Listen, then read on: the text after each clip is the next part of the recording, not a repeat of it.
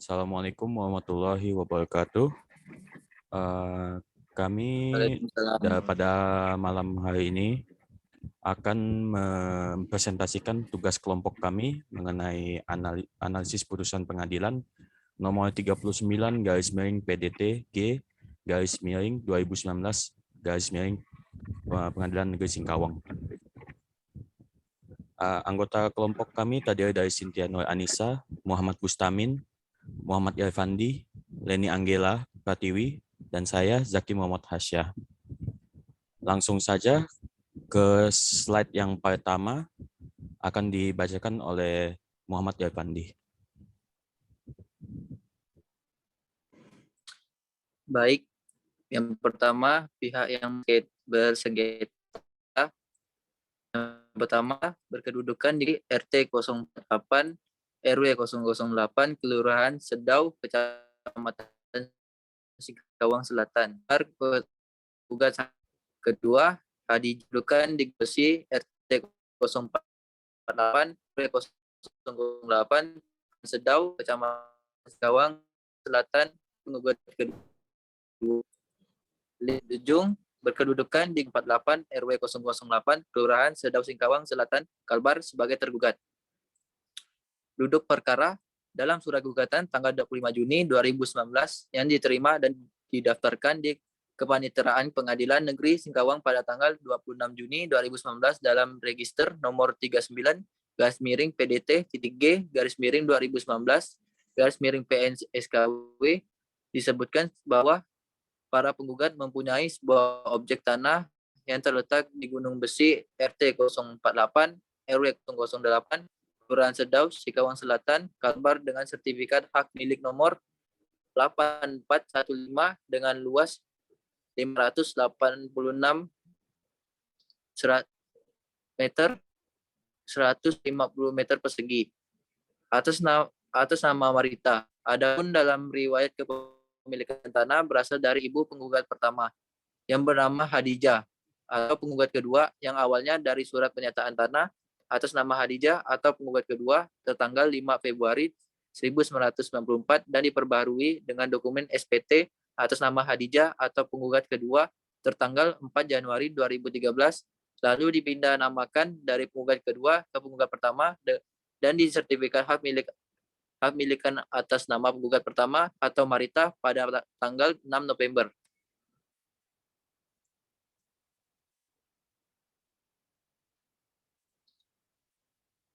Duduk perkara, lalu sekitar pada tahun 1997, penggugat kedua, ibu dari penggugat pertama, pernah memberikan izin kepada tergugat untuk meminjam atau menggunakan tanah dalam perkara akuo untuk dibuat bangunan rumah tinggal dengan poin perjanjian tergugat tidak akan merubah bangunan tempat tinggal dan memindahtangankan tanah kepada pihak lain tanpa seizin penggugat kedua.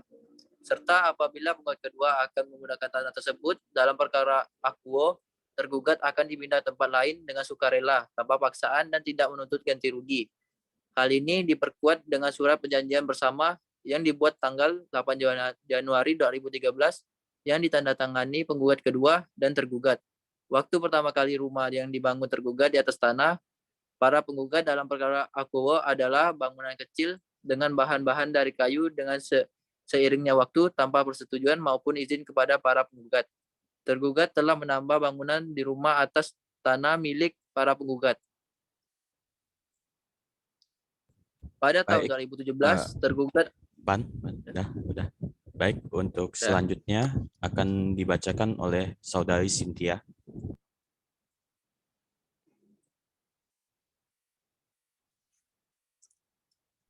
Ya.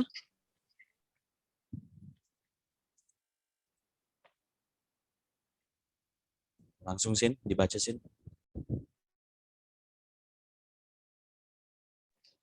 Pada tahun 2017, tergugat ada memberikan uang sewa atas tanah dalam perkara akuo sebesar 3 juta rupiah untuk sewa tanah dalam perkara akuo selama 10 tahun. Yang dimulai dari tanggal 5 Juni 2017 sampai dengan 5 Juni 2027 hanya kepada penggugat 1 karena ekonomi penggugat 1 yang kekurangan, maka penggugat 1 dan penggugat 2 sepakat akan menggunakan tanah yang ditempati tergugat untuk sebagai tempat usaha. Para penggugat telah berusaha berbicara baik-baik kepada tergugat untuk pindah. Namun tergugat menolak untuk pindah atau kalau tergugat tetap harus pindah, para penggugat diharuskan mengganti bangunan rumah tergugat yang tergugat bangun di atas tanah milik para penggugat dalam perkara akuo. Penggugat 1 bersedia mengembalikan uang tergugat sebesar 3 juta rupiah yang merupakan uang sewa tanah tergugat kepada penggugat 1.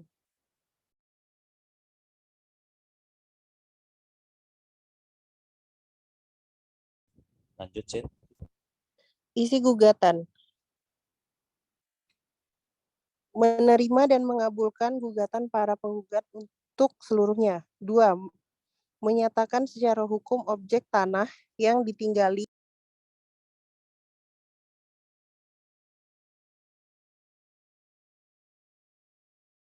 dan dibangun rumah oleh tergugat dengan sertifikat hak milik nomor 8415 dengan luas 506 meter persegi atas nama Marita adalah tanah milik para penggugat. 3. Menyatakan secara hukum surat perjanjian bersama yang dibuat tanggal 8 Januari 2013 yang ditandatangani penggugat 2 dan tergugat mempunyai kekuatan hukum yang sah dan mengikat. Menyatakan secara hukum bahwa para penggugat berhak mengambil kembali tanah yang dipinjamkan kepada tergugat dalam perkara akuo untuk digunakan para penggugat untuk melakukan usaha. 5. Menyatakan secara hukum bahwa tergugat telah menambah bangunan rumah di atas tanah para penggugat tanpa meminta izin dari para penggugat. 6.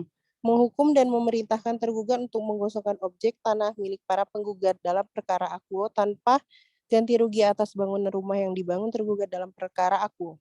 7. Menghukum dan memerintahkan tergugat untuk mengembalikan uang penggugat 1 sebesar 3 juta rupiah. 8. Menghukum tergugat untuk membayar seluruh biaya perkara yang timbul dalam perkara ini.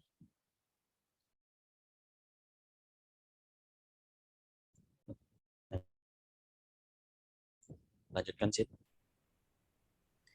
Eksepsi tergugat. Tergugat menolak dengan tegas seluruh dalil-dalil penggugat kecuali apa yang diakui dan dinyatakan secara tegas oleh tergugat. Bahwa penggugat 2 bukanlah pihak yang berhak atau tidak punya kualitas untuk masuk dengan gugatan akuo atau Gurnish and Huding-Head karena penggugat 2 sudah menyerahkan penuh objek tanah perkara yang selanjutnya sudah bersertifikat tertanggal 6 November 2013 atas nama penggugat 1 karena sebagai pihak berperkara tidak sah dalam kedudukan hukum legal atau legal standing. Oleh karenanya penggugat 2 tidak berhak untuk menjadi pihak dan pula bahwa penggugat 1 tidak memiliki hak untuk mengajukan tuntutan haknya untuk mengakhiri perjanjian sewa, menyewa atau penggugat 1 dan tergugat termasuk dalam surat gugatan karena belum waktunya diajukan atau belum jatuh tempo atau dilatoir. Baik. Slide selanjutnya akan dibacakan oleh Leni.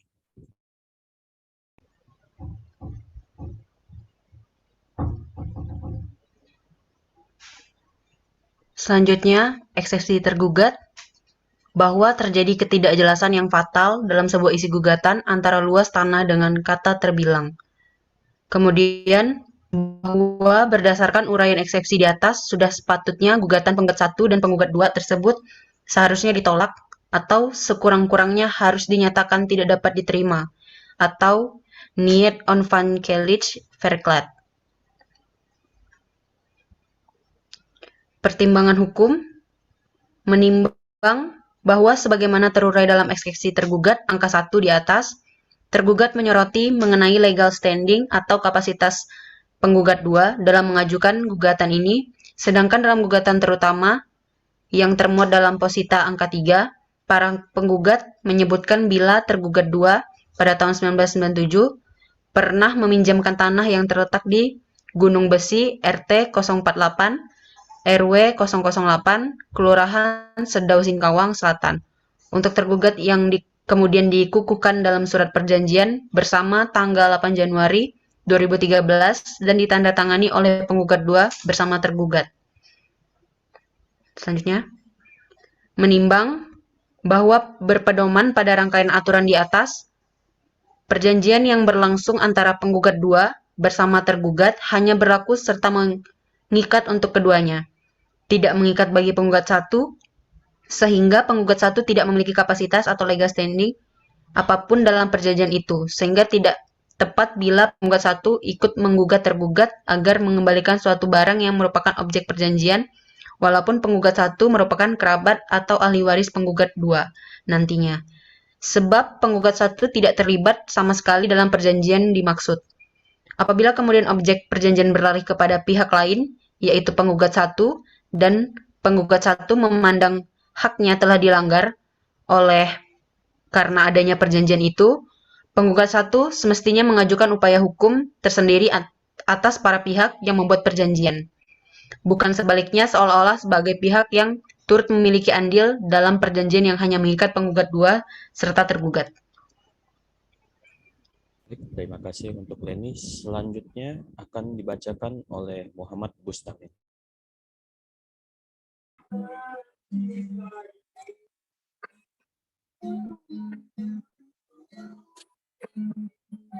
Pertimbangan hukum menimbang bahwa penggugat dalam posita gugatan angka 6 sampai dengan angka 10 pada pokoknya mendalilkan apabila perjanjian sewa menyewa tanah antara penggugat 2 dan tergugat berakhir pada tanggal 5 Juni 2027 dan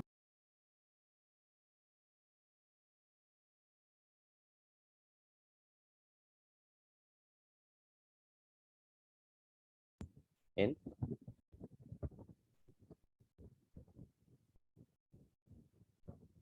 Halo, Min.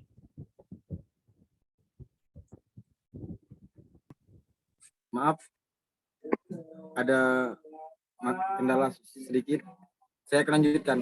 Tergugat tidak menuntut apapun, namun tergugat tidak bersedia mematuhi isi perjanjian. Akan tetapi dalam petitum gugatannya para penggugat menghendaki agar surat perjanjian tersebut mempunyai kekuatan hukum yang sah dan mengikat. Kemudian objek perjanjian dikembalikan kepada para penggugat. Terhadap rangkaian posita dan petitum gugatan ini, majelis hakim memandang terdapat pertentangan yang nyata di dalamnya, sebab di satu sisi para penggugat berkeinginan mengambil kembali objek perjanjian, sedangkan di sisi lain perjanjiannya masih berlaku dan malah ingin dikukuhkan kekuatan hukum mengikat perjanjian dimaksud. Maka mengacu pada aturan hukum di atas, semestinya penggugat 2 menuntut supaya perjanjian itu hapus karena kebatalan atau pembatalan akibat tergugat tidak mematuhi isi perjanjian baru, kemudian menuntut agar objek sengketa dikembalikan seperti sedia kala, sebab perjanjian ini masih berlaku sampai batas waktu tertentu. Berikutnya,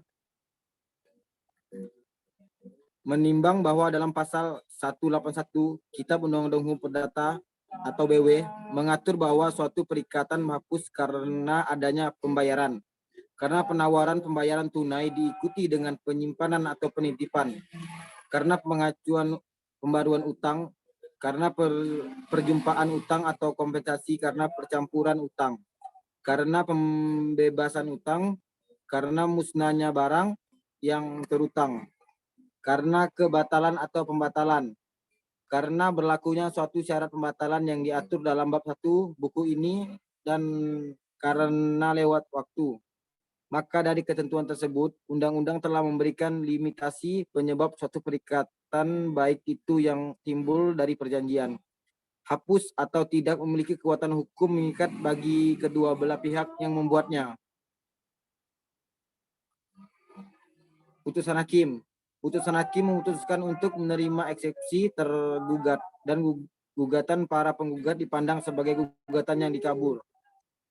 Obsur libel, maka untuk pokok perkara tidak perlu dipertimbangkan lagi. Dan dengan demikian gugatan para penggugat harus dinyatakan tidak dapat diterima.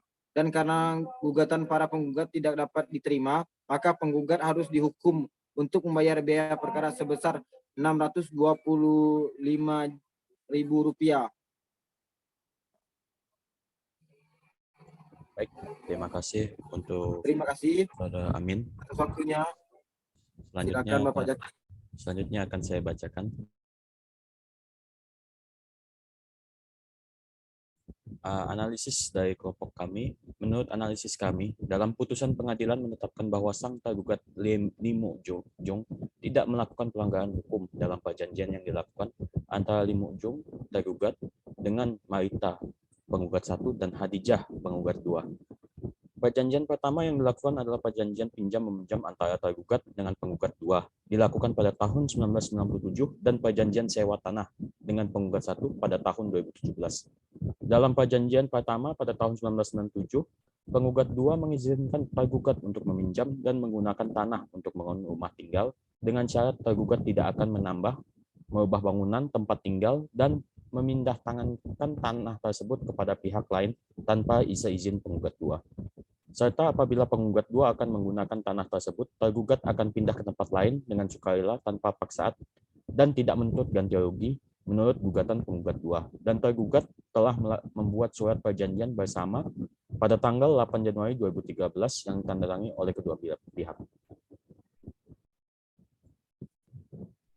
Dalam perjanjian kedua, pada tahun 2017, tergugat memberikan uang sebesar Rp3 juta pada penggugat 1 sebagai bayaran untuk menyewa tanah selama 10 tahun dari tanggal 5 Juni 2017 sampai dengan 5 Juni 2027. Dikarenakan kondisi ekonomi penggugat 1 kekurangan, maka penggugat 1 dan penggugat 2 bersepakat untuk menggunakan tanah yang ditempati tergugat untuk membuat usaha, namun tergugat menolak untuk pindah. Menurut penggugat 1 ini merupakan sebuah pelanggaran hukum karena menurut penggugat 1 dalam perjanjian pinjam-meminjam dengan penggugat 2, tergugat bersedia untuk pindah tanpa dipaksa. Menurut kami, Pengadilan Negeri Singkawang juga telah memberikan keputusan yang benar dengan menerima eksepsi tergugat dan menolak gugatan penggugat karena dalam gugatannya, penggugat 1 tidak mempunyai kapasitas hukum atau legal standing dalam perjanjian yang dia tuntut, yaitu perjanjian yang dilakukan oleh penggugat 2 dengan tergugat. Karena dalam pasal 1338 Kitab Undang-Undang Hukum Perdata BW disebutkan bahwa semua perjanjian yang dibuat secara sah berlaku sebagai undang-undang bagi mereka yang membuatnya. Dan dalam pasal 1340 kembali disebutkan bila persetujuan hanya berlaku antara pihak-pihak yang membuatnya. Dengan kedua pasal ini, bisa kita lihat bahwa penggugat 1 tidak bisa menuntut perjanjian tersebut karena penggugat 1 tidak ikut dalam pembuatan perjanjian tersebut. Lalu dalam perjanjian kedua yang dibuat oleh penggugat 1 dan tergugat, sudah jelas bahwa dalam perjanjian tersebut, sewa tanah yang sudah disetujui itu adalah 10 tahun, yaitu dari tanggal 5 Juni 2017 sampai dengan 5 Juni 2027. Yang mana waktu sewa tanah itu belum melewati batas waktu yang telah dijanjikan, dan ini membuktikan bahwa tergugat tidak melanggar perjanjian manapun. Sekian presentasi dari kelompok kami. Mohon maaf apabila banyak kesalahan. Wabillahi taufiq wal hidayah. Wassalamualaikum warahmatullahi wabarakatuh. Selamat malam. Waalaikumsalam warahmatullahi wabarakatuh. Terima kasih. Terima kasih Zaki.